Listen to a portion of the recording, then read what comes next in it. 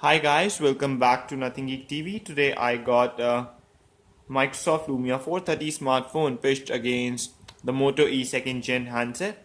Both of these are budget devices, but there are several important differences between the two. Before buying, you should look at them. So I have a 4.5 inch QHD display on Moto E second gen, whereas I have a 4-inch normal display on Microsoft Lumia 430, which is neither HD nor QHD thing.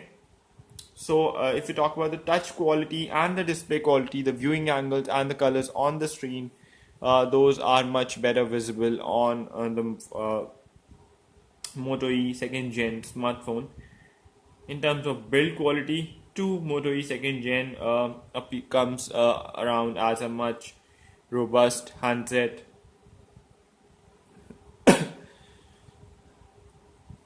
When it comes to the battery, guys, I have a 1500 milliamp hour battery on Lumia 430 and a 15 20 2400 milliamp hour battery on the Moto E second gen. So the display of Moto E second gen is just half an inch bigger than the 430. So the battery difference is there, and talking about the battery uptime, I easily get a 1.25 days of battery juice with the Microsoft Lumia 430. Pardon me, with the Moto E second gen, and the battery is non-removable though.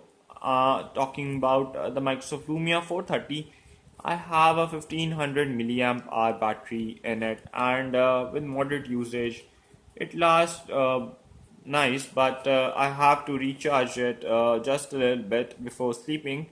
So the battery here is removable, a slot for dual SIM cards on both the phones, and one micro SD card on both the phones. So that is similar. However, I cannot remove the battery on a Moto E second gen. It is sealed inside the body. Moving on to the performance area, guys.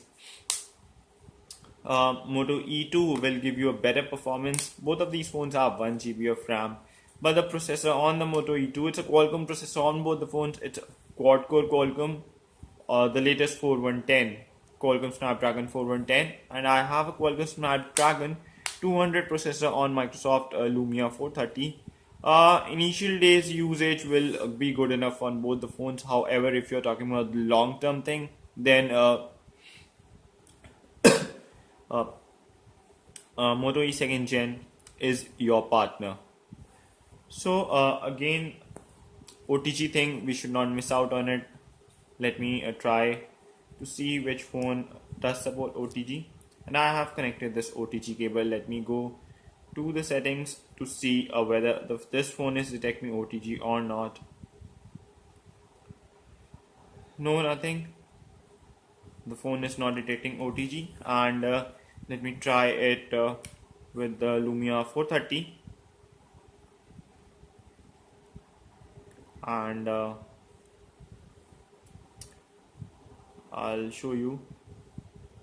Let me go to the storage sense.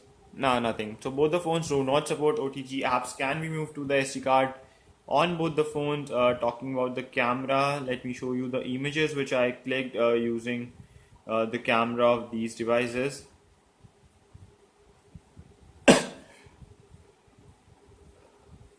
Alrighty, so I have a 5 megapixel rear camera on the Moto E second gen and a 2 megapixel rear camera on Microsoft Lumia 430. The camera lens is not bulging on either of the phone, and there is no flash.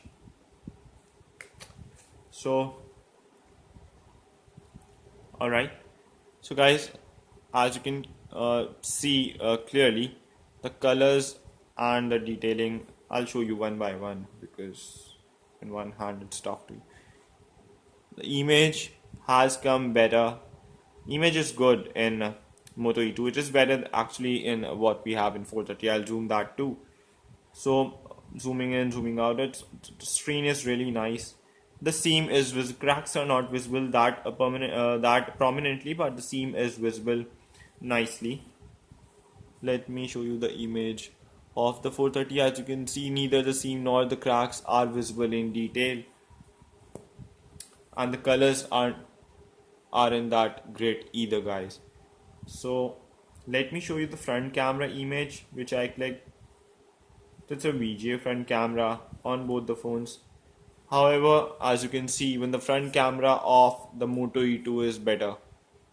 You can see by the image is not properly visible. The lights are not there. The detailing of my face are not there properly. But on Moto E2, it is much better.